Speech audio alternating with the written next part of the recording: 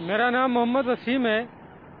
میں تمام عالموں سے ایک سوال پوچھنا چاہتا ہوں کہ رمضان کے دنوں میں جن بچوں کی عمر روزہ رکھنے کی ہو جاتی ہے لیکن وہ روزہ نہیں رکھتے، تو کیا ان سے جبراً روزہ رکھوایا جا سکتا ہے یا نہیں؟ یہ جائز ہے یا ناجائز ہے؟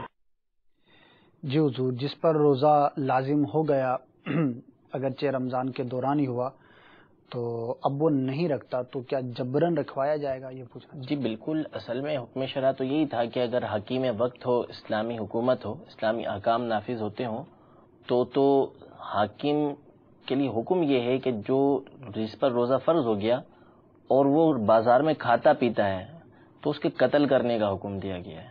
شدید حکم، اتنا شدید حکم ہے۔